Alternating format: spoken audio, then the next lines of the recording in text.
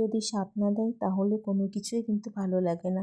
So hello everyone, good morning. সকালবেলা ঘুম থেকে উঠে একটু চা খেয়ে নিয়েছিলাম, পরে কিন্তু অনেক কাজ থাকে তাই একটু ছাদে আসলাম কিছু জামা কাপড় মেলার জন্য। আসলে বেশ কিছুদিন হয়েছে আমার শরীরটা ভীষণ খারাপ, কারণ এই সংসারের কাজকর্মগুলো আমি ঠিকঠাক করতে পারছি না।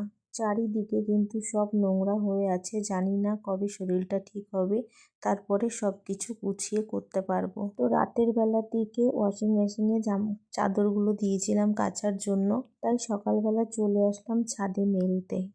সত্যি কথা বলতে কদিন ধরে আমি জলের কাজটা একটু কমই করছি। এই কদিন ধরে আমার শাশুড়ি মায়ের রান্না বান্না সব কিছু করছে। আমার এত পরিমাণে ঠান্ডা লেগেছে যে আমি জলের কাজ করতে খুব ভয় লাগছে।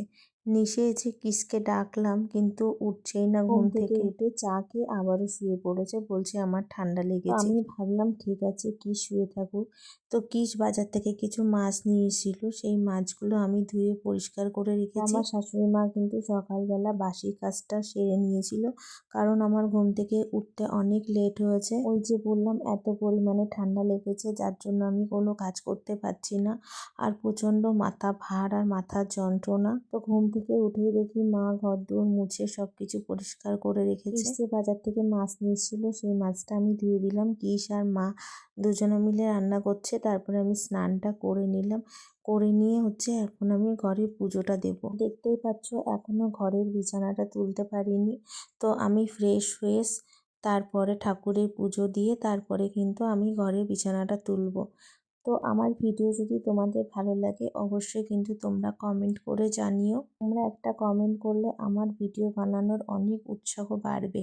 এখনও যে তোমাদের ভয়েস দিয়ে কথা বলছি, সত্যি কথা বলতে আমার গলা দিয়ে কথাই বেরোচ্ছে না, তবু আমি বলার চেষ্টা করছি। জানো তো বেশ কিছুদিন হয়ে গেছে নিজের শরীরের দিকে এতটুকু যত্ন নেওয়ার সময় পাই না। আর শরীর যদি খারাপ থাকে না, তাহলে দেখবে কোনো কিছুই ভালো লাগে না।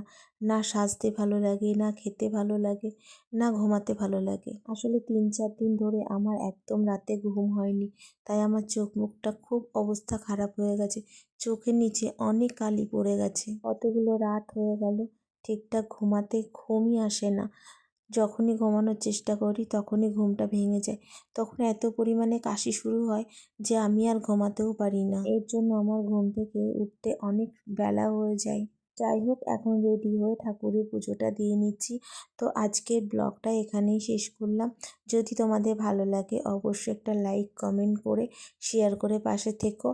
তো আবার দেখা হচ্ছে নেক্সট ব্লগে নতুন ভিডিওর সঙ্গে। ততক্ষণ এইটুকুই থাক আজকে।